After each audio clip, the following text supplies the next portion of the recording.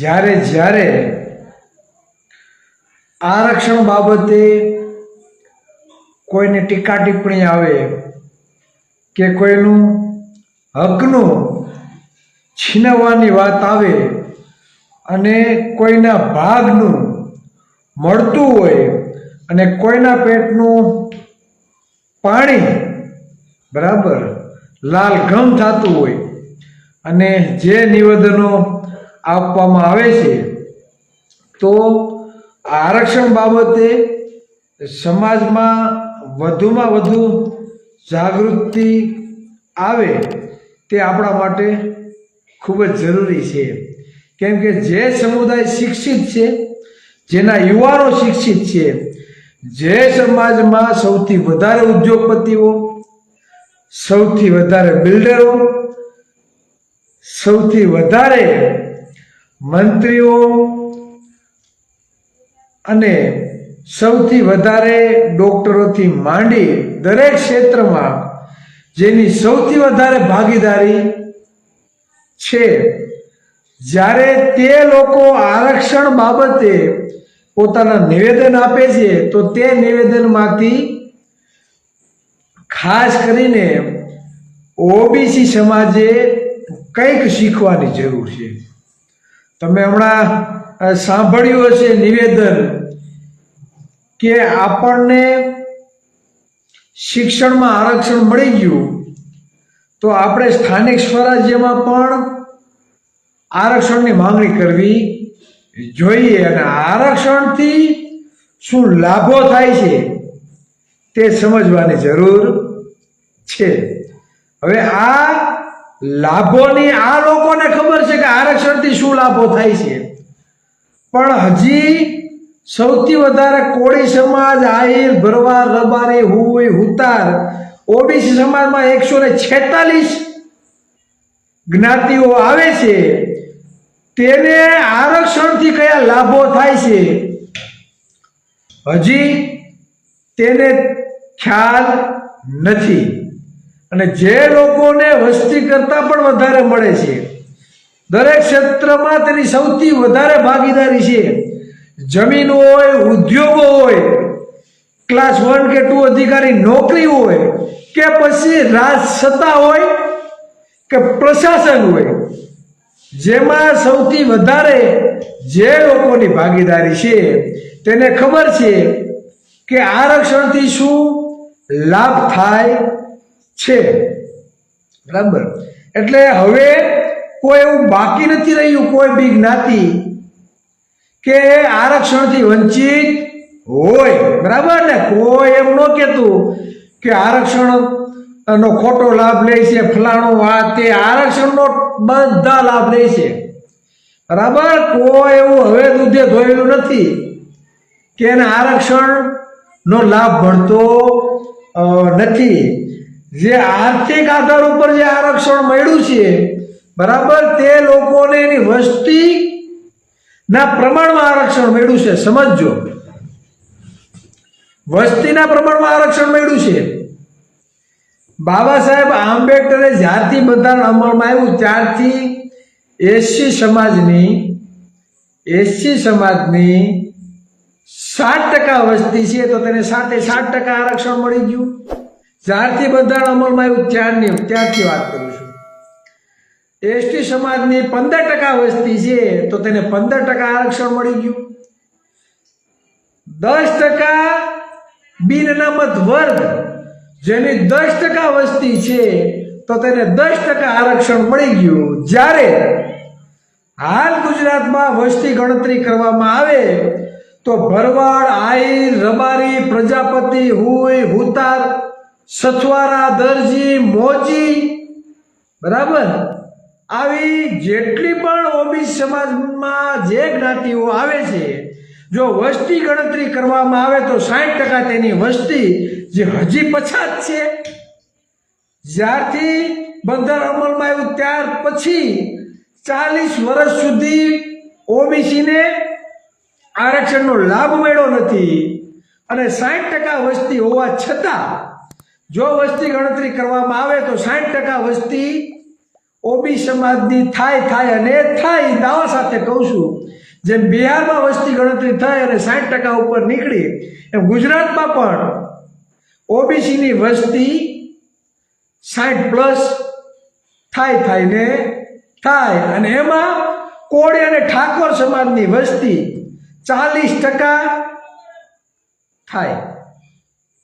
તો આજે 60% વસ્તી હોવા છતાં માત્ર આપણે 70% આરક્ષણ મળે છે અને 70% લેખે આપણી ભરતી થતી નથી.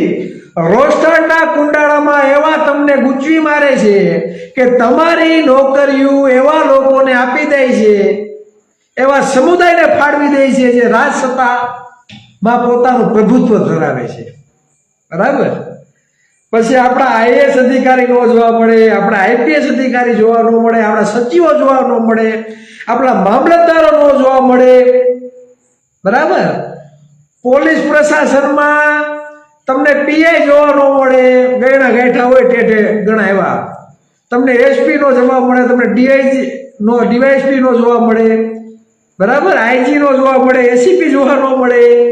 અને પછી તમે કોઈ આંદોલન કરવા જાઓ એટલે આ પ્રશાસન દ્વારા તમને મારી તોડી નાખવામાં આવે, ખોટા ગુના દાખલ કરવામાં આવે, જેલ ભેગા કરવામાં આવે. આ તમારી વાસ્તવિકતા છે.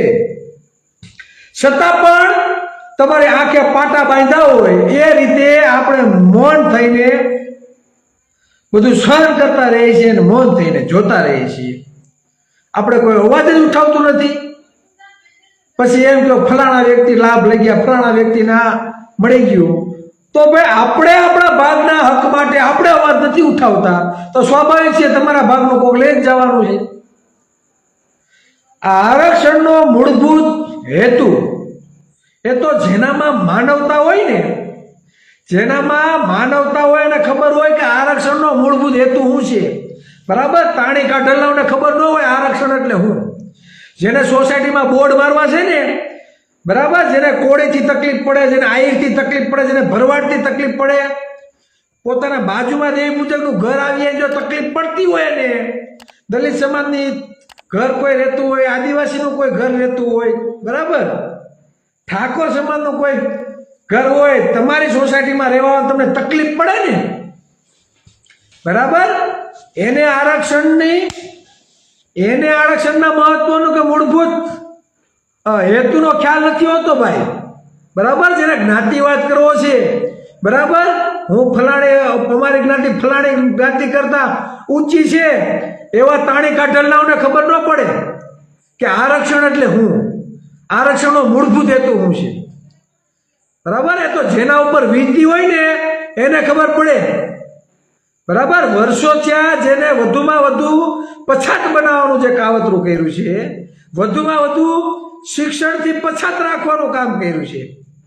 બરાબર. આવા લોકો આગળ આવી જાય તો તમારા પેટમાં તેલ રેડાય છે. શું લડાય છે?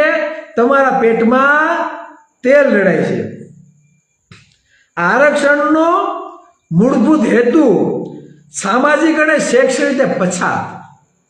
શું કહેવાય? સામાજિક અને શૈક્ષણિક રીતે પછાત. હું ટૂંકમાં કહું છું કે આરક્ષણ આપણે શા માટે આપવામાં આવ્યું અને તેનાથી ફાયદો શું છે. બરાબર. તો સામાજિક અને શૈક્ષણિક રીતે પછાત એ સામાજિક દરજ્જો.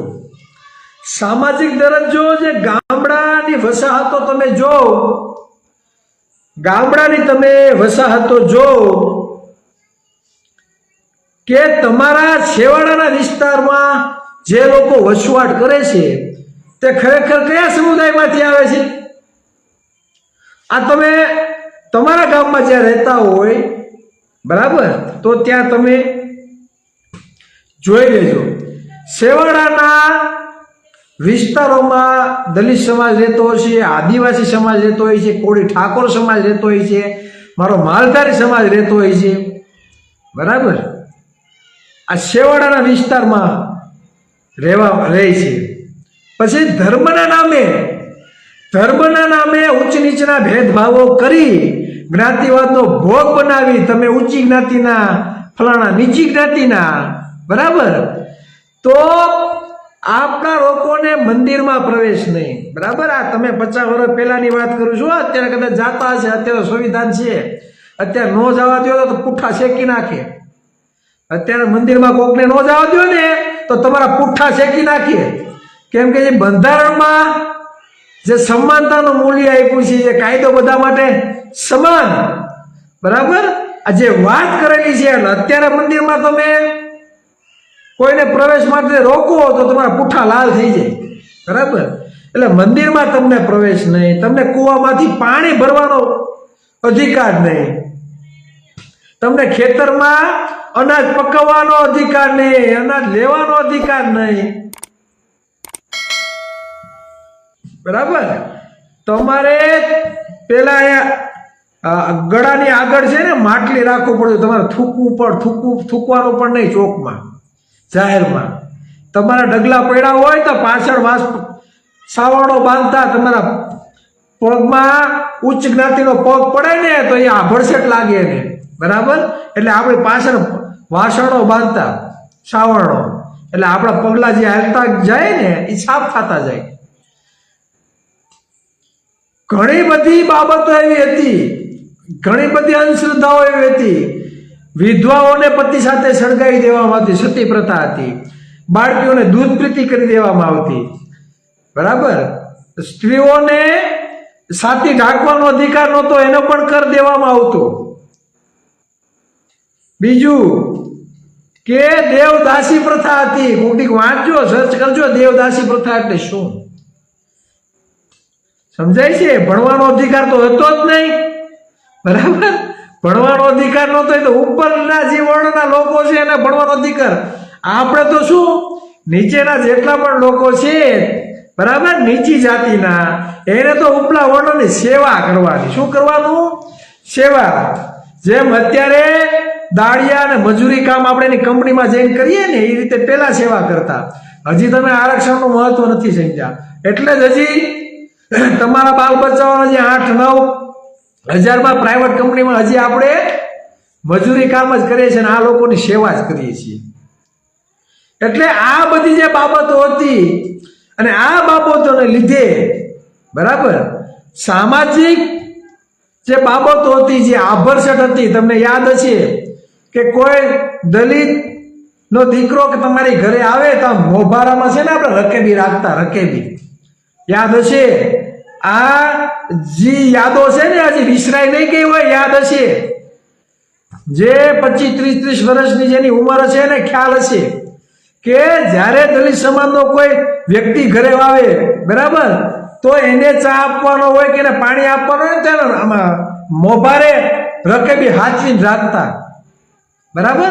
અને આ જ રીતે કોળીથી માંડી જેટલી ઓબીસીની જ્ઞાતિઓ છે બધાને આ જ હાલત હતી ભાઈ. સમયાંતરે થોડું પરિવર્તન આવ્યું હશે, બરાબર, પણ આપણી પણ આ જ હાલત હતી. માત્ર દલિત સમાજની નથી વાત કરતો, એમાં ઓબીસી સમાજ હોતો ને આવી જાય છે. પણ જેને ઇતિહાસ જ વાંચ્યો નથી એવા ગધાઓને શું ખબર પડે?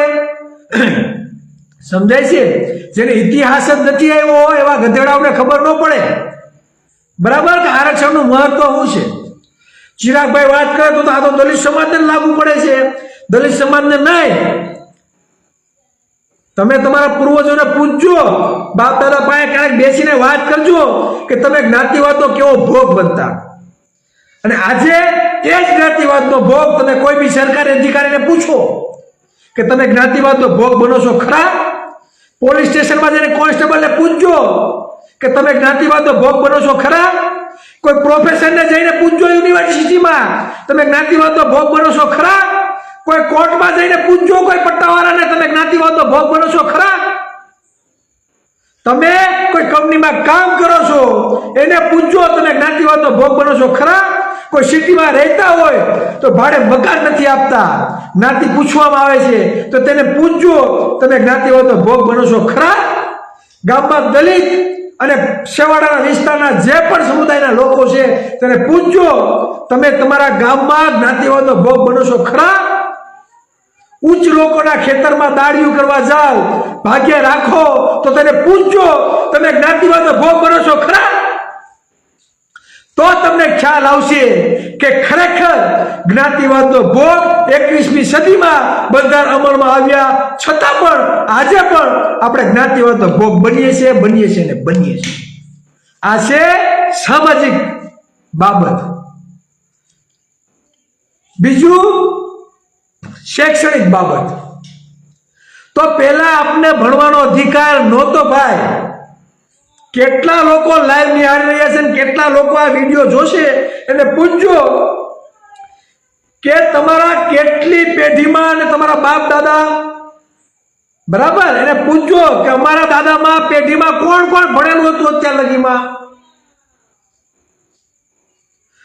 પહેલા તો આપને ભણવાનો અધિકાર નહોતો એટલે આપણે અંધશ્રદ્ધાઓમાં ઘેરાઈ ગયા. આપણે ઈશ્વરનો ડર બતાવવામાં આવ્યો, આપણે ભગવાનનો ડર બતાવવામાં આવ્યો. એ તો આભાર માનો સાવિત્રીબાઈ ફૂલે અને જ્યોતિબા ફૂલે જેવા ક્રાંતિકારી મહામાનવોનો કે જેને આપણે ભણવા માટે ની પહેલ કરી અને જહેમત ઉઠાવી. આભાર માનો સાહુજી મહારાજનો કે જેને શિક્ષણ માટેની આપણી વ્યવસ્થા કરી. અને આભાર માનો આ બંધારણના ઘડવૈયા બાબા સાહેબ આંબેડકરનો કે શિક્ષણમાં પણ આપણે અધિકાર આપ્યા સમાનતાના. આપને ભણવાનો અધિકાર નહોતો. ભણવાનો અધિકાર તો માત્ર બ્રાહ્મણોને હતો પહેલા. આપણે તો ઉપલા વર્ણોની ખાલી સેવા કરવાની હતી, ભણવાનો અધિકાર આપણો નહોતો.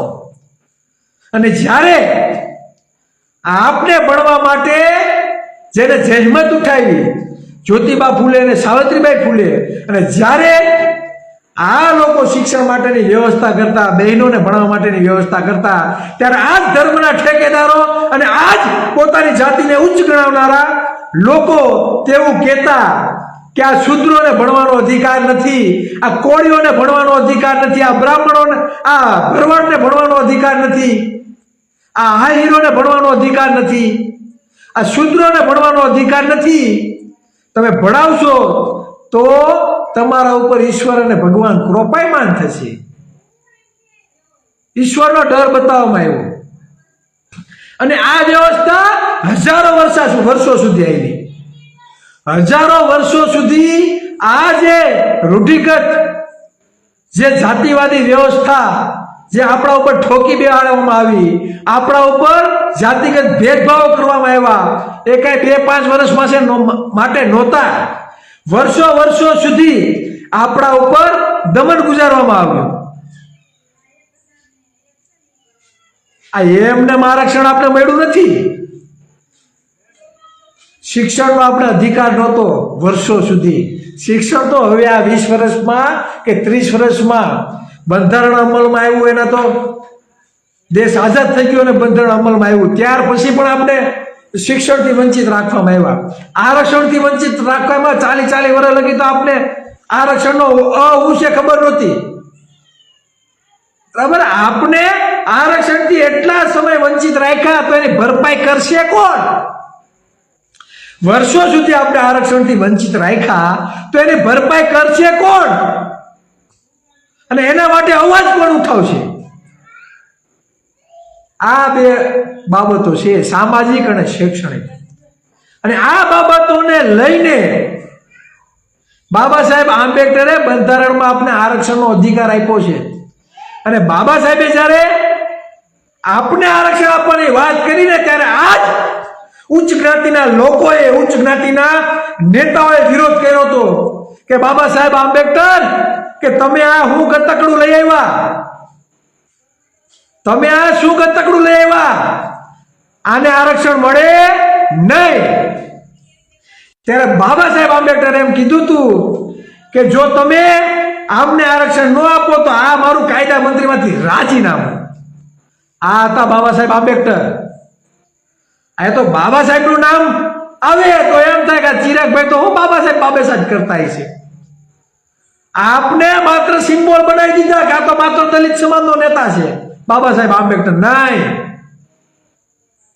એ આ દેશમાં રહેલા દરેક નાગરિકોનો મસીહા છે, મસીહા, જેને આપને સમાનતાનો અધિકાર આપ્યો. અને આ સમાનતાના અધિકાર, આ રક્ષણના મૂળભૂત અધિકારનું જ્યારે દહન થઈ રહ્યું છે, બરાબર, તો તમારામાં તેવડ હોય તો આવતા મોરે મોરો આપી દે, 100% આરક્ષણ કરી દે. ચાલો વસ્તી ગણતરી કરો, તમારા બાપમાં તેવડ હોય તો, તમારા આકાઓમાં તેવડ હોય તો હાકલ કરો સત્તામાં બેઠેલા લોકોને કે 100% આરક્ષણ કરી દે. જેની જેટલી વસ્તી એટલો એનો બધી જગ્યાએ અધિકાર. જ્યારે અનામત આંદોલન ચાલુ હતું પાટીદાર સમાજનું, આ અનામત આંદોલનનો એક પણ વ્યક્તિએ વિરોધ નથી કર્યો. તમે બતાવો મને કોઈ ઓબીસી સમાજનો કોઈ વ્યક્તિ આવી, એસસી એસટી સમાજનો કોઈ વ્યક્તિ આવીને એમ કીધું હોય કે અનામતનો અમે વિરોધ કરીએ છીએ, પાટીદાર અનામતનો. તમને કોઈ ચહેરો નહીં જોવા મળે, કોઈ ચહેરો નહીં જોવા મળે. કેમ કે બંધારણ એવું કહે છે કે જેની જેટલી વસ્તી એટલો એનો બધી જગ્યાએ અધિકાર હોવો જોઈએ. હાર્દિક પટેલનું નિવેદન સાંભળ્યું હતું ને, જેની જેટલી વસ્તી એટલો એનો બધી જગ્યાએ અધિકાર હોવો જોઈએ.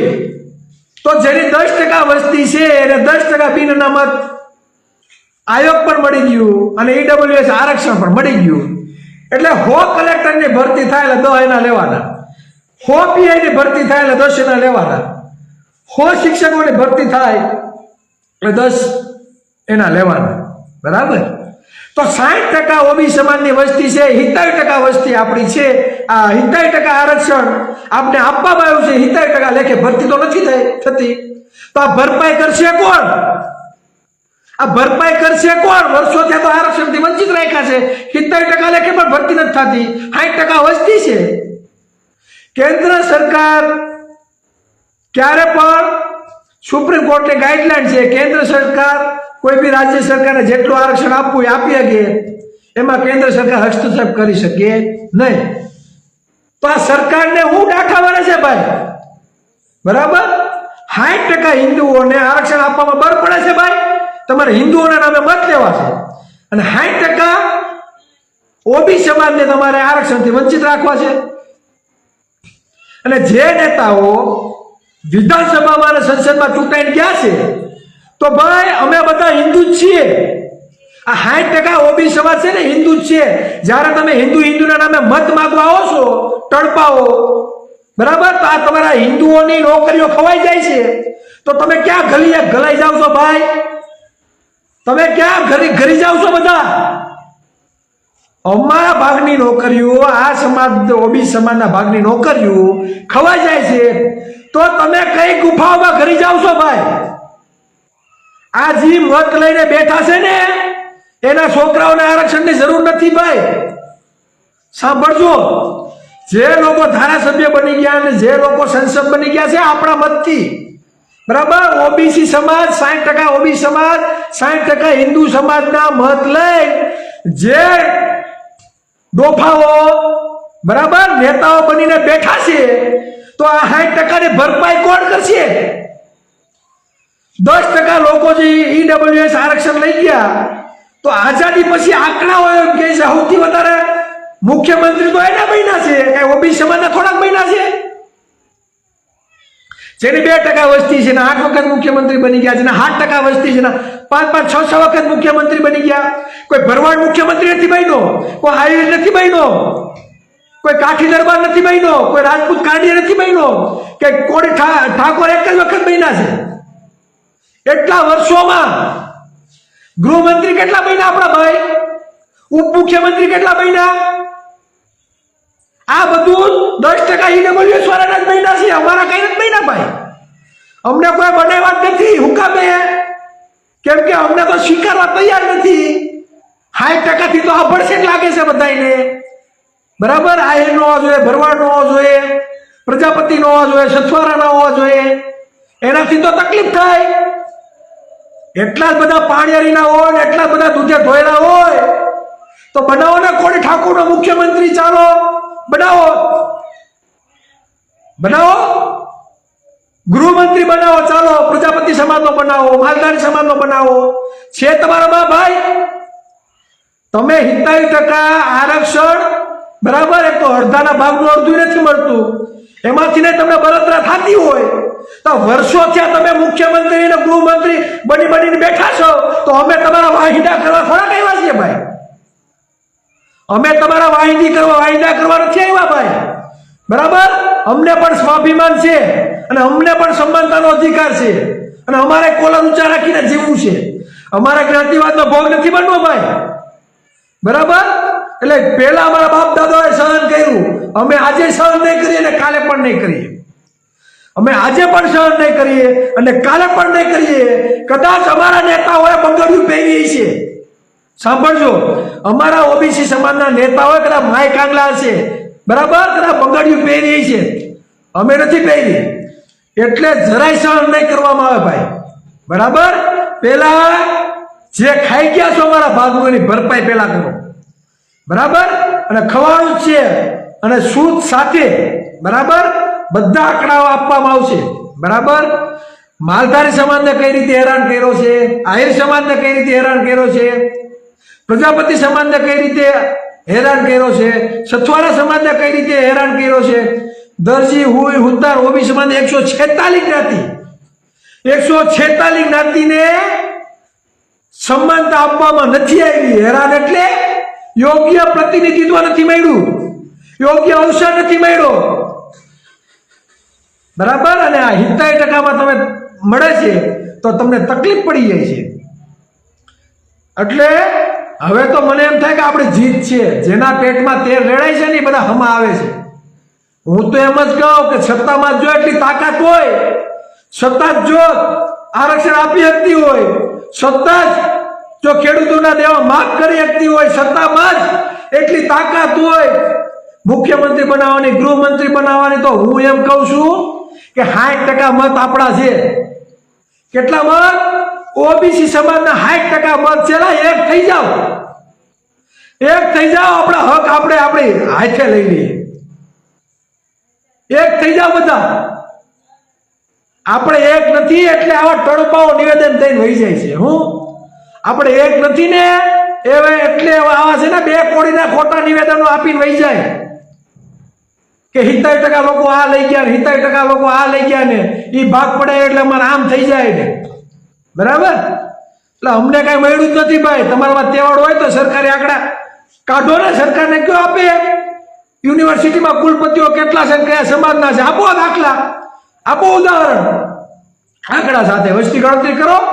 હાઈકોર્ટમાં જજ કોના છે, આઈપીએસ અધિકારીઓ કયા સમાજમાંથી આવે છે સૌથી વધારે, આઈએસ અધિકારી સૌથી વધારે કયા સમાજમાંથી આવે છે, ચાલો આપો આંકડા. તમારામાં તો તમારી પાસે તો હોય જ બધું, તો એ તમે કઈ નહીં આપો. હુકામે કે તમે ખાઈ ગયા છો અમારી નોકરી ભાઈ. આ ચોખ્ખું છે. તમે વર્ષો થયા ઓબીસી સમાજના ભાગનું, વર્ષો થયા સત્તા ઉપર પહોંચી તમે માત્ર ખાવાનું જ કામ કર્યું છે. શું કામ કર્યું છે? ખાવાનું. બરાબર, અને હવે 70% જે માંડ મળી છે એ અડધું નથી મળ્યું. બરાબર, તો એમાં પેટમાં તેલ રેડાય છે. અને એક વાત તો એવી હતી કે 5 સીટ હશે ને, 5 સીટ હશે તો જો 70% આ લોકોને મળે તો 5માંથી 3 તો એ લઈ જાય, તો આપણા ભાગમાં આવશે હું? તો ભાઈ 84 ની ટિકિટ તમે કાપી નાખી. સૌથી વધારે મત તો કોળી ઠાકોરના પટેલોના છે, ઝંખનાબેન વાળી. તો જ્યાં 3000 મત છે ને તમે ટિકિટ આપી દીધી, નથી આપી. આ મજૂરાની સીટ ઉપરથી હર્ષભાઈ સંઘવી ચૂંટાઈને આવે છે, ત્યાં સૌથી વધારે મત તો કોળી પટેલોના છે. તમે ટિકિટ નથી આપી હર્ષભાઈ સંઘવીને. તમારો CR પાટીલ, બરાબર, તમારો અધ્યક્ષ થઈ ગયો ભાજપનો. આ નવસારીની સીટ ઉપરથી જીતીને આવે તો સૌથી વધારે કોળી પટેલોના મત છે 60-70%. તો ત્યાં તો તમે નથી કઈ બોલતા ભાઈ. તમે અમરેલીમાં જાઓ તો એક જ સીટ આપે છે રાજુલાની, બીજી બધી સીટોમાં કોળી પટેલોના, કોળી ઠાકોરોના મત છે ભાઈ. ધારી બગસરામાં છે, સાવરકુંડલામાં છે, આવો મારા તાલાળામાં કોળી ભાઈઓના મત છે. કાં ટિકિટ નથી આપતા? તમને પૂછું છું ભાઈ, જ્યાં વિરોધ કરે છે ને એને કહું છું ભાઈ, આ સત્તામાં બેઠાવાળાને કયો કે જ્યાં માત્ર 2-3% જ મત છે એના સમાજના, તો ત્યાં કેમ ભાઈ તમે ટિકિટ આપી દો છો? તો ત્યાં તમને જ્ઞાતિવાદ નથી દેખાતો. જેના મત નથી ગૃહમંત્રી બની જાય, જેના મત નથી મુખ્યમંત્રી બની જાય, તો તમને ન્યાય જ્ઞાતિવાદ નથી દેખાતો. ચિરાગ ઝાલા ઓબીસી સમાજનું બોલે, કોળીનું બોલે, તો કઈ ક્યાંથી વાત કરો છો ભાઈ? બરાબર, આ બધું દેખીતું છે ભાઈ, બરાબર, આ દેખીતું છે. બોલી નો હગો તો કાંઈ નહીં, શેર કરજો. બોલી નો હગો તો કાંઈ નહીં, શેર કરજો, એટલે લોકોની આંખો ખુલે. તમારા ગામની સરકારી સ્કૂલોના તાળા મારી દીધા. વિચાર તો કરો, 300-400 રૂપિયા મજૂરી કામ કરે છે ને, બાળકોના શિક્ષણનું શું કરશે? શિક્ષણનું એના ભાગનું શિક્ષણ ખતમ કરી દેવામાં આવ્યું. ગવર્મેન્ટ નોકરી હવે કોલેજ પછી મળશે, ત્યાં લગી તમે ફોર્મે નહીં ભરી શકો. શું કરશો તમે? ડોક્ટરમાં MBBS તમારે મેડિકલ ક્ષેત્રમાં જવું હોય, બરાબર, તો કેટલી સરકારી સ્કૂલો છે? કેટલી સરકારી સ્કૂલો છે? 4 જ સ્કૂલો છે. પ્રાઇવેટમાં MBBS કરવા માટે કોઈનો દીકરો MBBS કરતો હોય તો પૂછજો કે ભાઈ તમારા દીકરાને તમે MBBS કરાવો છો તો કેટલા રૂપિયાનો ખર્ચો થાય? 50 લાખ, 60 લાખ, 70 લાખ, 1 કરોડ. તો હજી દાડીએ જાય છે દાંતડા લઈ, હજી ભાગ્યા રાખે છે એના છોકરા MBBS બનશે ખરા, MD બનશે ખરા? શિક્ષણના બહુ બળગા વાળવા પડે બધાને. શિક્ષણ હોય તો આમ થાય, શિક્ષણ હોય તો આમ થાય. પણ શિક્ષણ જ ખતમ કરી નાખ્યું છે આ લોકોએ. શિક્ષણ જ ખતમ અને મોંઘું કરી નાખ્યું છે. સમાનતા જેવું કાંઈ રહ્યું નથી ભાઈ, સમાનતા જેવું કાંઈ રહ્યું નથી. બરાબર, સરકાર એ સરકાર છે જે શિક્ષિત અને સમૃદ્ધ છે એના શિક્ષણ ધામ બનાવવા માટે 100 કરોડ રૂપિયાની ફાળવણી કરે છે, 100 કરોડ ઉપરની. તમને શું આપ્યું? તમને શું આપ્યું? તમને આપ્યા બુદ્ધિ વગરના નેતાઓ, તમને આપ્યા એવા ધારાસભ્યો જે તાણી કાઢણના છે, વિધાનસભામાં જઈને કાંઈ અવાજ નથી ઉઠાવતા આ સમાજ માટે.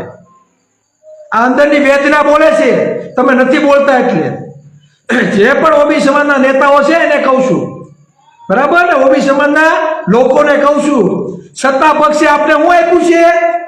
અક્કલ વઠા નેતાઓ, બરાબર, ગુલામ નેતાઓ, ઊંચી નીચી મુંડી કરવાના. કેમ નામ આંગળી અધર કરે, એમ કે કોપી પેસ્ટ કરો લખાણનું, એટલે કોપી પેસ્ટ કરવા માટે આવા ડફોડ નેતાઓ આપને આપ્યા છે. હું કામે?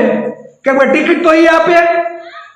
તમારા વિસ્તારમાં અભણ ને ઠોઠ ને દારૂડિયો 4 ચોપડી ભણેલો હોય ઓબીસી નો, એ આપે કે ફલાણો તમારો નેતા, એને અમે ટિકિટ આપીએ છીએ, એટલે આપણે નેતા સમજીએ ને આપણો છે ઠોકો મત, આપણો છે દબાવો બટન, આપણો છે દબાવો બટન. અને આ જ મત ઠોકવામાં આપણી નોકરીઓ બધી ઠોકાઈ જાય છે. બરાબર, આપણા ભાગનું બજેટ બીજાને ફાળવી દેવામાં આવે છે. આપણા ભાગની જે મંત્રીઓના જે ખાતાઓ છે આપણા ભાગના, એ બીજાને ફાળવી દેવામાં આવે છે. છતાં આપણી આંખો નથી ઉઘડતી. તો શું કરવાનું આના માટે?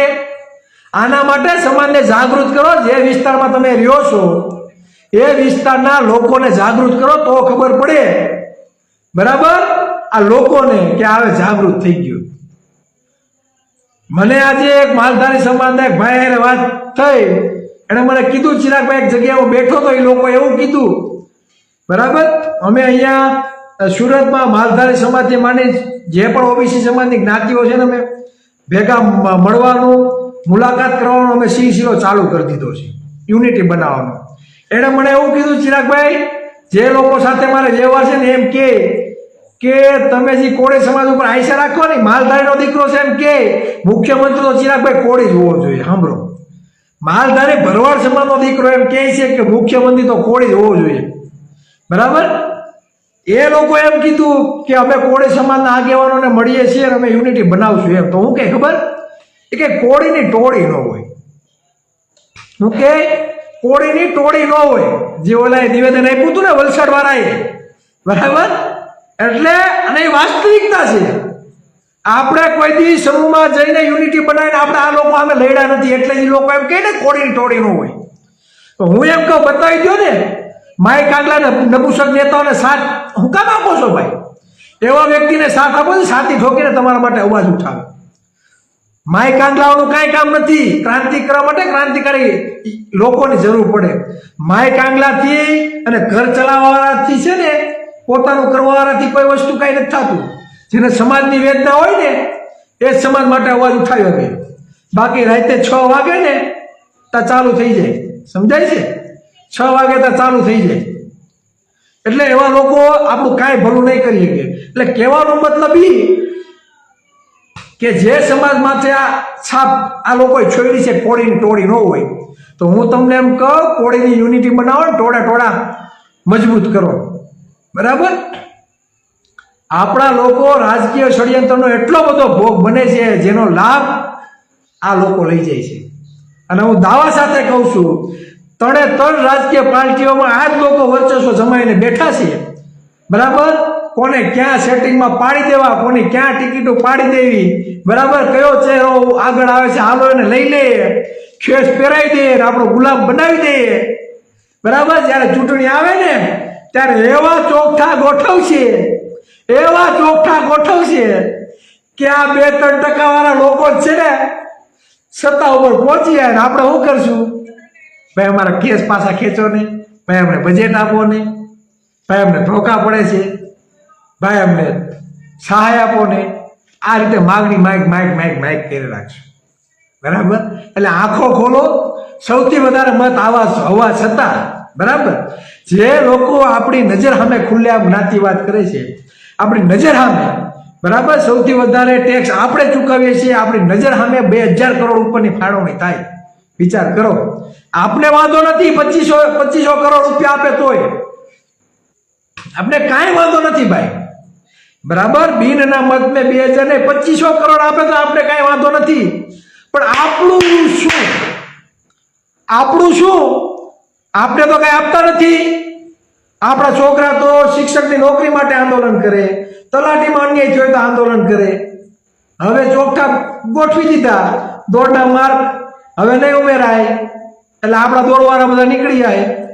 કોલેજ પછી ગવર્મેન્ટમાં તમે ફોર્મ ભરી શકશો, એટલે 12 પાસ અને સીધા ધંધે લાગ્યા છે, આર્થિક પરિસ્થિતિ નબળી હોવાને લીધે. બરાબર? તો એ બધાનું શું? એ બધાને કાંઈ નહીં. આ લોકોની ફેક્ટરીમાં જઈને 8-10 હજારમાં કામ કરવા જવાનું, કે બાપા છકડો રિક્ષા લઈ લે, ઈકો લઈ દે, ફેરા મારે રાખશું, આમથી આમ. બધા કાંઈ નહીં. બીજું કાંટામાં બળતો છે, આપણે પગ મજબૂત છે. બરાબર? એ લોકોને ખેતી નથી કરે એટલે આપણે ત્યાં બાકીયા રાખશું. બરાબર? આ જ કરવાનું છે. આપણે આ જ કરવાનું છે. સમજાય છે? નહીં જાગો ને, બરાબર, તો આવનારી પેઢી એમ કહે છે કે બાપા તમે શું કર્યું? તમારી નજર સામે તમે તો શિક્ષિત હતા, આપણા દાદા શિક્ષિત નહોતા, ચાલો, પણ અમારો જન્મ જ્યાં ત્યારે તમે શિક્ષણ મેળવ્યું હતું. બરાબર? તમે જાગૃત હતા તો તમે પણ અવાજ ન ઉઠાવ્યો. એટલે અન્યાય સામે છે ને અવાજ ઉઠાવવો પડે. એમને એમ કાંઈ અધિકારો મળતા નથી ભાઈ. હક અધિકારો જોતા હોય તો સામેવાળાની છાતી ઉપર પગ મૂકીને ઝૂંટવવાની તૈયારી રાખવી પડે તો મળે. બરાબર? આવા ડફોડિયાઓને મત ઠોકી પછી ઇનામ વિતરણના કાર્યક્રમ હોય, સ્નેહ મિલનના કાર્યક્રમ હોય, સમૂહ લગ્નમાં 25-50 હજાર દાન આપે. બરાબર? ને એને તેડાવીને એમ હાથ પહેરાવ્યા, આ માર પહેરાવ્યા. બરાબર? સાયન્સમાં વધારે માર્ક આવ્યો હતી છોકરાનું શિલ્ડ આપીને આ જ લોકો પાસે આપણે સન્માન કરાવીએ. પણ નીટમાં જ્યારે 2 માર્કી છોકરો લઈ જાય અને પછી MBBS કરવા માટે 50-60 લાખ રૂપિયાની જરૂર હોય ત્યારે એ પાસે કોઈ બોલતા નહીં ચડે. કોઈ બોલતા નહીં ચડે. બરાબર? મને તો એ નથી સમજાતું, જે આરક્ષણનો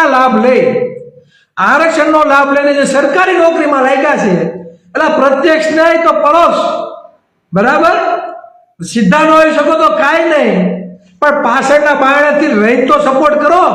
તમે જ જ્ઞાતિવાદનો વધારે ભોગ બનો છો. જે સરકારી નોકરી કરે છે એની વાત કરું છું ભાઈ. તમે તમારા ગામમાં 5-10 પરિવારોને બેસાડીને આરક્ષણનું મહત્વ સમજાવો ભાઈ. કોઈ એક વ્યક્તિ બધી જગ્યાએ નથી પહોંચી શકવાનું. હાથ જોડું છું. કોઈ ચિરાગ ઝાલા એકથી કોઈ વસ્તુ ક્રાંતિ નથી થવાની. ક્રાંતિ કરવા માટે, હક અધિકારો માટે છે ને દરેકના સહકારની જરૂર પડે. બરાબર? લડવું પડે તો મળે, સાથ સહકારની જરૂર પડે તો ક્રાંતિ થાય, બાકી ક્રાંતિ ન થાય. આ તો ચિરાગભાઈ લાય છે તો લાઈક કેમ આપવી, શેર કેમ આપવી, કોમેન્ટ કેમ આપવું. બરાબર? જો એમાં અચકાતા હોય, લાઈક કોમેન્ટ ને શેર કરવામાં અચકાતા હોય, બરાબર, તો આપણા સમાજનું ભલું થઈ ગયું. હું તો હજી કોઈ રાજકીય પક્ષમાં હું તો શું નહીં, સાંભળો, હું તો કોઈ રાજકીય પક્ષમાં નહીં. મારે ભાજપ, કોંગ્રેસ અને આપણે કોઈ એને છેડાછેડી નહીં. સાંભળો બરાબર, કોઈ આયરે છેડાછેડી નહીં. કોઈનો પ્રોટોકોલ આ કોળીના દીકરા નડે નહીં. સાથી ઠોકી બરાબર. કોંગ્રેસનો પણ એટલો વિરોધ કરવાનો, આપનો પણ અને ભાજપનો પણ. જ્યાં ખોટું થતું હોય ત્યાં 100% સાથી ઠોકીને વિરોધ આપણે કરવાનો છે. બરાબર. જ્યારે આઝાદી પછી કોંગ્રેસની સરકાર હતી, 40 વર્ષ લગી કોંગ્રેસને લટકાવી રાખ્યા હતા આપણે. હવેથી વિચારોમાં કઈ પરિવર્તન આવ્યું હોય કે બોલીમાં એનામાં કઈ પરિવર્તન આવ્યું હોય, બરાબર. રાહુલ ગાંધી કહે ને જેની જેટલી વસ્તી એટલો એનો અધિકાર હોવો જોઈએ, અમે આવશું તો આમ કરશું, અમે આવશું તો તેમ કરશું. પણ આવે એને કરે, બરાબર. મને એમાં માલ લાગતો નથી, કેમ કે અનુભવેલું છે ભાઈ, બરાબર. ગઈ વિધાનસભામાં, બરાબર, ભાગીદારીની જે વાત હતી અને અમિતભાઈ ખુદ એવું કીધું હતું રાહુલ ગાંધીને પત્ર લખીને કે ઓબીસીને ગુજરાતમાં વસ્તી પ્રમાણ ટિકિટ મળી નથી. ભાજપ તો આપતી જ નથી, બરાબર. ભાજપ તો આપતી જ નથી. અને આપનું કામ તો મારે હવે તમને કહેવાની જરૂર નથી, બરાબર. ધોકા કોડીને ખવડાવવાના, માહોલ બનાવવાનો, બરાબર, અને પબ્લિસિટી કરવાની. કાલે જ ભેગા થયા, કોળીનો દીકરો છે જેલમાં, રમેશભાઈ મેર, બર્દનો દીકરો કહેવાય, કે જેણે હળવદની ઘટના જ્યારે બની ને તે સાથી ઠોકી ત્યાંથી એને શરણાગતિ શીખાઈ. એ ખેતરમાં ભાગ્યો નહોતો ભાઈ, કોળીનો દીકરો હતો. હું હતું કોળીનો દીકરો હતો, એ ભાઈ પીઠ દેખાડીને ભાગ્યો નહોતો. એ આજે એનો કોઈ ભાવ નથી પૂછતો. આજ પાર્ટી વાળા એનો કોઈ ભાવ નથી પૂછતું. જેલમાં છે. કોણે રમેશ મેરને હાઈલાઇટ કર્યો? બતાવો હાલો આપવાથી. આમ આદમી પાર્ટીમાંથી રમેશ મેરને કોઈ હાઈલાઇટ કર્યો? હળવદમાં પબ્લિક ભેગું કરવામાં સૌથી વધારે સિંહ ફાળો કોળી સમાજના નેતાઓનો હતો આપના. તો રમેશ મેર જેલમાં છે, તો રમેશ મેરને કોણે હાઈલાઇટ કર્યો ભાઈ? કયો મને. રમેશ મેરને કોઈ હાઈલાઇટ કર્યો ખરે કે નહીં? રમેશ મેરે બહુ સારું કામ કર્યું, મર્દનો દીકરો કહેવાય, બરાબર. કોઈએ કર્યું? કોળીએ વખાણ કર્યા, પણ આમ આદમી પાર્ટીએ કર્યા નહીં, બરાબર. હાઈલાઇટ કર્યા છે, બરાબર. જે ખેતરમાં ભાગી ગયા હતા ને એ. એટલે આ બધી બાબતો અને બધી માહોલો છે ને સમજવાની જરૂર છે, બરાબર. એટલે ખાસ વિનંતી, બરાબર. ઘણા મિત્રો આજે લાઈવમાં જોડાણા છે, તો મને એવું લાગે છે કે ખરેખર તમને મારી વાતમાં કાંઈક તર્ક અને કાંઈક મર્મ લાગતો હોય છે. એટલે સંગઠનો બનાવીને કોઈ રાજકીય પક્ષોના ખેંચ પહેરી, બરાબર, તમે કાંઈ બાણ મારી દેવાના નથી ભાઈ. તમારું સારું થશે, તમારા છોકરાઓનું સારું થશે, તમને ટિકિટ મળશે, પણ સમાજ પાછો ન્યાન ક્યાં છે? સમાજ ન્યાન. અને હું જે લોકો લાઈવ જોઈ રહ્યા છે, લાઈવના માધ્યમથી તમને કહેવા માંગુ કે ઠાકોર અને કોળી વિકાસ નિગમને આ લોકો ભીખ આપે છે. શું આપે છે? ભીખ, બરાબર. ને એ લોકોનું કહેવાનું એમ હોય કે જાગૃત નથી, અરજીઓ નથી આવતી. તો અરજી નથી આવતો એનો મતલબ એ કે જાગૃતિ નથી, બરાબર. તો જાગૃતિ લઈ આવવા માટે તમારે જ મહેનત ઉઠાવવી પડે ભાઈ. સરકાર ક્યાં હોઈ ગઈ છે? એટલે આ ઠાકોર અને કોળી સમાજના લોકોને હું કહેવા માંગુ કે ખરેખર આવનારી વિધાનસભાનું જે સત્ર ચાલુ થાય તો આપણે બધા સંગઠનો સાથે મળી અને દરેક તાલુકે ગામમાંથી એક એક તાળું લઈ અને વિધાનસભા બાજુ કૂચ કરીએ અને આ ભડવાઓને આપીએ તાળું કે ભાઈ તમારી અમારે ભીખ નથી જોતી ડોફાઓ. શું કહેવાનું? કે તમારી અમારે ભીખ નથી જોતી, ભીખ આપવું હોય તો હકનું આપવું, આપવું હોય તો હકનું આપો.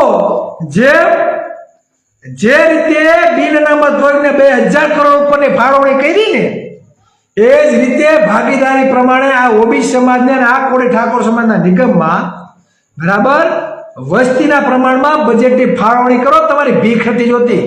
ભળવાઓ કઈ મંદિરના પગથિયે બેઠાના અમે કઈ ભિખારી નથી. મંદિરના પગથિયે બેસનારા અમે ભિખારી નથી, ભિખારી, બરાબર. અને નો આપે, બરાબર, તો ન્યાય વિધાનસભામાં કઈ ના આવવાનું કે આ વિધાનસભા છે ને આવનારી 2047માં આ વિધાનસભામાં બેસનારા આ કોળી આહિર ભરવાડ રબારી અને ઓબીસી સમાજ એસસી એસટી સમાજના લોકો છે. મુખ્યમંત્રી અમારો છે. આવું વિધાનસભાના દરવાજામાં કઈ આપણે આવવાનું છે. તો આ બાબતે જો ભાઈઓ સહમત હો તો તમારા પ્રતિભાવો આપજો, તો આપણે વિધાનસભા કૂચ કરીએ, તો જ આ લોકોને છે ને ખબર પડશે કેટલી હો થાય. બરાબર. અને નવું નેતૃત્વ તો લઈ આવવું જ પડશે ભાઈ. નવા નેતૃત્વ વગર સમાજનો ઉદ્ધાર નથી. દરેક જગ્યાએ નેતા પેદા કરો ભાઈ, વાસ્તવિકતા રજૂઆત કરે.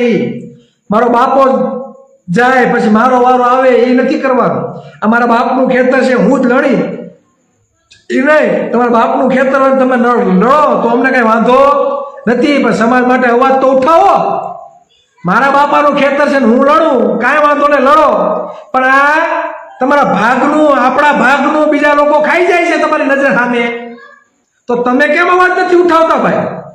અવાજ ઉઠાવો ને, અધિકારો માટે અવાજ ઉઠાવો. તમારા બાપા નામે કરી દે તમારી સીટ, હાલો અવાજ ઉઠાવો. કેવો વસ્તી પ્રમાણે ભાગીદારી આપે, વસ્તી પ્રમાણે બજેટ આપે, કરો. ચાલો કંકુના અમે આવીએ ચાંદલો તિલક લઈને તમારું તિલક કરવા. કે આ તમારા બાપાની સીટ છે, તમને જ આપવાની છે, કોઈ બીજા કોઈ નથી આપવાની. તમારા માસીના દીકરાને જ આપવાની છે, તમારા ફઈના દીકરાને જ આપવાની છે, તમારા કુટુંબનાને જ કોકને આપવાની છે, બીજા કોઈને આપવાની નથી. આવા કોઈ ઓબીસી સમાજના જે લોકોને આવું કોઈ ફાકું હોય તો ભાઈ અધિકારો માટે અવાજ ઉઠાવો. ચાલો અમે તિલક ચાંદલો અને ઢોલ નગારા સાથે આવીએ અને તમારું તિલક કરીને તમારા નામે કરી દઈએ. હાલો કે ભાઈ આ ભાઈ અધિકારો માટે અવાજ ઉઠાવે છે, હવે આપણે આ સીટ માગવા નહીં. તમે અવાજ ઉઠાવો તો તમે બરાબર એમ કહેવાઓ કે ખરેખર તમે કંઈક સમાજના મસીહા છો, બરાબર, સમાજ માટે કંઈક કરો છો એમ. પણ આ તો ઘરમાં કરીને મારીએ લુખાવો, બરાબર, એના સરઘસ ન નીકળે. પાટીદાર સમાજ ઉપર અન્ય જાય તો કેવા સરઘસ નીકળે, લાગત નીકળે છે કે નથી નીકળતા? તમને ખબર હોય તો પાલીતાણાનું એક જૈન વાણિયા સમાજનું આંદોલન થયું હતું, કોઈને ખ્યાલ હોય તો, વર્ષ 1.5-2 વર્ષ જેવું કંઈક થયું હશે. વિધાનસભા પહેલા થયું, આ ગઈ વિધાનસભા છે ને પહેલા આંદોલન થયું હતું. એક જ દિવસ આ સુરતમાં રિંગ રોડ ઉપર બધા વાણિયા સમાજના લોકો ભેગા થયા. સાંજ પડી ને તેના બધી માંગ હતી, બધી સ્વીકારાઈ ગઈ. આવું કેમ? આવું કેમ? આપણા મત છે તો આપણો ભાર નથી પડતો ભાઈ. આપણા મત વસે તો આપણો ભાર નથી પડતો. અને જેના મત છે, જેના મત નથી, બરાબર, જેના મત નથી એ લોકો રાજ કરે છે, સમજાય? એટલે રસોડામાં પીરસવાર આપણા છે નહીં, એટલે આપણે ભાવતું પીરસવામાં આવતું નથી.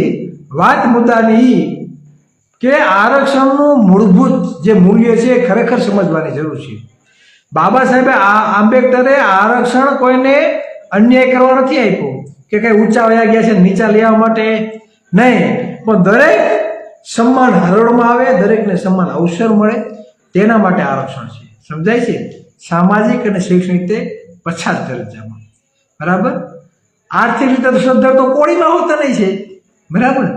વિક્રમ ઠાકોરનું સાંભળ્યું છે, એ તો હીરો છે પિક્ચરનો, કેટલા બધા એ હિટ ફિલ્મ આપી છે એને ગુજરાતી પિક્ચરમાં, છતાં પણ એને અમદાવાદમાં ક્યાંય બંગલો કંઈ વેચાતો નહોતો મળતો. હુકામે કે ઠાકોર છે, એ ઠાકોર છે એટલે એને રહેવા માટે બંગલો ક્યાંય મળતો નહોતો.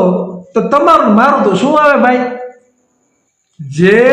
જેની પબ્લિસિટી એટલી છે, જેના ચાહકો એટલા છે, બરાબર. આ વિક્રમભાઈને જો અમદાવાદમાં જ્ઞાતિ ઉછીને અડધૂત કરવામાં આવ્યા હોય કે તમારા માટે એ વ્યવસ્થા નથી, તો તમે અને હું આપણું તો પૂરું જ ભાઈ, બરાબર. એટલે વિચારો, આગળ વધો, આરક્ષણથી અને ભાગીદારી માટે લડો. મૂળ વાત છે ભાગીદારી, બરાબર. જો ભાગીદારી માટે લડશો ને ભાઈ, બાકી જમીનો કેટલી ખવાઈ ગઈ છે, નોકરીઓ કેટલી, લાડ બધા આંકડા છે તમારી સામે. અહીંયા ચાલુ હોય તો સવારે 6 વાગ્યા લગી હું બોલું ને તો ખૂટે એમ નથી, એટલો ખજાનો આમાં છે ને ભર્યો છે. ને હું કોઈથી ચિઠ્ઠી લઈને બેઠો નથી, બરાબર. ગમે ત્યાં સ્ટેજ હોય હું કાગળ લઈને કોઈથી ગયો નથી, બરાબર. કેમ કે વેદના જેટલી બધી છે ને આમ અંદર ઉતરી ગઈ છે, બરાબર. નીંદરમાં પાટું પાછી તમે ઊભો કરો ને તોય આમાં બધું ભરેલું જ છે, બરાબર. ઝોલા ખાતો હોય ને તો એમાં કાંઈ ફેર ન પડે, આ જ છટાથી ને આ જ રીતે વાત થાય. એટલે વાસ્તવિકતા સમજવું પડે. સરકારી કોઈ બી કર્મચારી છે બધા જ્ઞાતિવાદનો ભોગ બને છે ભાઈ, બરાબર. આપણા ખાલી કોન્સ્ટેબલ હોય, આઈજી ને એસપી ની તો બીજા બધા હોય, બરાબર. અહીંથી ગાલી દે આમ, આમથી ગાલી દે આમ, બરાબર. ધમકાવે, આ બધું છે ભાઈ. યુનિવર્સિટીમાં કુલપતિઓ આપણા નથી, આપણા સચિવો નથી, આપણા ઉપસચિવો નથી, બરાબર. આઈએસ આઈપીએસ અધિકારીઓમાં આપણે કેટલા છે? આઈપીએસ અધિકારી કેટલા આપણા ગણાવો જોઈએ. ચાલો લખો, કોઈ નામ લખો આમાં આઈપીએસ અધિકારીના, આઈએસ અધિકારીના નામ લખો. કેટલાક છે આપણામાં? નહીં જોવા મળે. કેમ? આ 60%માં કોઈ એવો પેદા જ નથી થતો. 60%માં કોઈ પણ એવું સામર્થ્ય જ નહીં હોય. સામર્થ્ય તો ઘણું છે, સાંભળો, આવડત ઘણી છે, પણ ત્યાં પહોંચવા જ નથી દેતા. પેલી મૌખિક ઇન્ટરવ્યુ લેવામાં આવે તો સિલેક્શન કમિટી વાળા આ બેઠા હોય પાછા, જે આરક્ષણનો વિરોધ કરે છે એ મૌખિક ઇન્ટરવ્યુ લેવા. મૌખિક ઇન્ટરવ્યુ લેખિતમાં તમારા છોકરાને વધારે માર્ક આવે, મૌખિકમાં આવે એટલે અઘરા પ્રશ્ન પૂછે, માર્ક ઓછા આવે, હાલો ભાઈ જાઓ ઘરે, તમારું મેરિટ બને નહીં, બરાબર. તો ન્યા લોકો જ્ઞાતિવાદ નથી દેખાતો, ન્યા લોકોને કોઈ જ્ઞાતિવાદ દેખાતો નથી. હસમુખ પટેલ અવળું મોટું કૌભાંડ થયું, બરાબર, જીપીએસસી નું. હસમુખ પટેલનો કોણે બગાડી દીધું? કોઈ નહીં. હું કામે? કેમ? એનો મુખ્યમંત્રી એનો છે ભાઈ. કોણ છે? એનો મુખ્યમંત્રી એનો છે. આવો સત્તા ઉપર બેહો, કોળી ઠાકોરનો મુખ્યમંત્રી બનાવો. અમે કે 4000 કરોડ રૂપિયા કોળીને ઠાકોર વિકાસ નિગમમાં આપવાના છે, બરાબર. એનું પછાતપણું દૂર કરવા માટે એના અધ્યક્ષ પણ કોળી ઠાકોરને જ બનાવવાના છે. આખી ટીમ કોળી ઠાકોરની બનાવવાની છે. 4000 કરોડ આપવાના છે. કોઈ અવાજ ઉઠાવે તો કરે, કયો જોઈએ, વિરોધ કરે તો કયો, કોઈનું કાંઈ ન હાલે. સત્તામાં આ તાકાત છે. સત્તામાં બેઠા હોય જેમ કે ઘેડ પંથકમાં 12 માસ સિંચાઈનું પાણી મળી રહે અને જે નદીઓનું ધોવાણ થાય છે બંધ થાય, તેના માટે 30,000 કરોડ રૂપિયાને આપણે બજેટ ફાળવવાનું છે. હું કામ ન થાય ભાઈ? અદાણીને, બરાબર, 30,000 કરોડ રૂપિયા, ઉદ્યોગપતિઓના લાખો કરોડો રૂપિયા માફ થઈ જાય છે, બરાબર, બરાબર. 30,000 કરોડ, બરાબર. તમે આંકડા તમે વિચારો ને, એવા આંકડા જો એ માફ થઈ જતા હોય તો વિચાર કરો સત્તામાં કેટલી તાકાત હશે. આ ખેત મજૂરો જે છે, ખેડૂતોના જે સાચા ખેડૂતો છે 70% ખેત મજૂરો દાળિયાઓ, તો ભાઈ સત્તા એમ કેમ નથી કહેતી સરકાર કે ચાલો બધાને 5-5 વીઘા આપી દે, આ પણ ખેતી કરતા થાય, પોતાનું અન્ન પોતે પકાવે? શું કામ નથી કહેતા? તો તમને જમીન આપી દે તો એના ખેતરમાં દાળિયું કરવા કોણ જાય? તમને ખેતીની જમીન આપી દે તો એના ખેતરમાં દાળિયું કરવા કોણ જાય? એના ખેતરમાં ભાગ્યા કોણ રાખે? હે, બરાબર. એટલે સત્તાની તાકાત આ છે. એટલે સમજો, બાબા સાહેબ આંબેડકરે કીધું છે, જાઓ अपनी दीवारों पे लिख दो तुम इस देश के शासक है. હું તો કહું આ કોળી ઠાકોર તો ભાગશાળી કહેવાય, ભાગશાળી.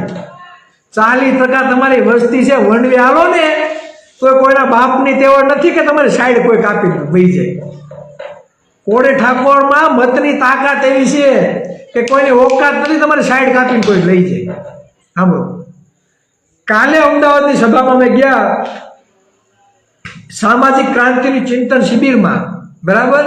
બધાના મોઢે એક વાત હતી, શું ખબર? કે સૌથી વધારે કાંઈ નથી કરવું, તમે કોળી ઠાકોરોને જાગૃત કરો, કોળી ઠાકોરોને જાગૃત કરો, કોળી ઠાકોરોને જાગૃત કરો. જો કોળી ઠાકોર ખાલી જાગૃત થઈ ગયો ને એટલે સત્તા પરિવર્તન થઈ ગયું. કોળી ઠાકોર ખાલી જાગૃત થઈ ગયું એટલે સત્તા પરિવર્તન થઈ ગયું. તમને માલધારી સમાજ સ્વીકારવા તૈયાર છે, તમને આહિર સમાજ સ્વીકારવા તૈયાર છે, બધા લોકો તમને સ્વીકારવા માટે તૈયાર છે, પણ તમારી આંખો ઉખડતી નથી. હું કામે? ઓલા ટડપાઓને આપણે મોર કરી દીધા છે કે જેને તમારી કાંઈ પડી નથી.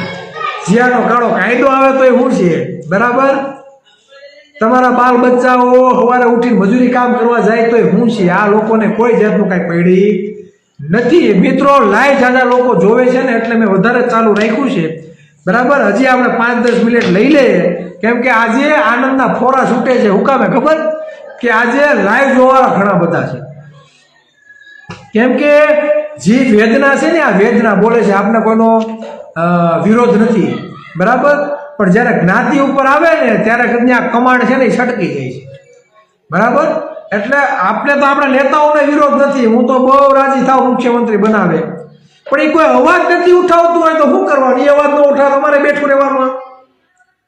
એ લોકો અવાજ ન ઉઠાવતા આપણે બેસી રહેવાનું એમને, કે એ નથી બોલતા એટલે આપણે નહીં બોલવાનું. એટલે એ તો નહીં સેટિંગ આવે. કેમ કે આપણે એવા મહામાનવોના સંતાનો છે જેણે ક્રાંતિ કરેલી છે.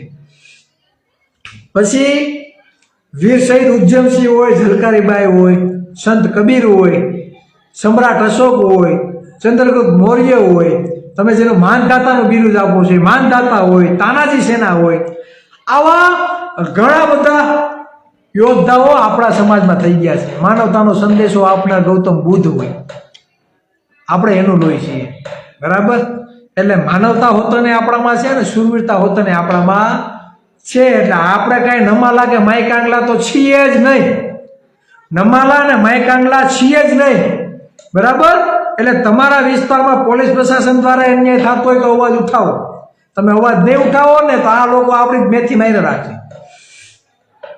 એ બધી જગ્યાએ થાય છે આવું જ. આપણા ઘણા બધા કેસો પેન્ડિંગ પડ્યા છે, કોઈ રાહ જોવાનું નથી, બરાબર. સગીર વયની દીકરી હોય છે, 3-3, 4-4 મહિના થઈ જાય, કોઈ ભાડ નથી પૂછતું. હું કામે? બરાબર, કોળી છે ભલે ને હોય ભાઈ, આપણે હું એનામાં ધ્યાન દેવું, સમજાય છે. એટલે આવી બધી વસ્તુ છે. જ્ઞાતિવાદનો બધી જગ્યાએ આપણે ભોગ બનીએ છીએ. આપણે બંધારણને માનવાવાળા છીએ, સમાનતાને માનવાવાળા વ્યક્તિ છીએ, બરાબર. એટલે અમે અમારા ભાગીદારી માટે લડીએ છીએ, કોઈ ભીખ માટે નહીં, હક માટે લડીએ છીએ, બરાબર. અને કોઈને છીનવવા માટે લડતા નથી. બસ વધારે સમય થઈ ગયો અને આવનારા દિવસમાં ફરી પાછા આપણે મળશું. આપણું કામ સતત નિરંતર જાગૃતિનું કામ આપણે ચાલુ રાખશું અને એવી ટીમ આપણે તૈયાર કરવાની છે જે છાતી ઠોકીને અવાજ ઉઠાવે ને છાતી ઠોકીને લડે. બસ જે પણ લોકોએ ઘણા બધા મિત્રોએ આજે લાઈવ નિહાળ્યું છે, બધા મિત્રોનો દિલથી આભાર માનું છું, બરાબર.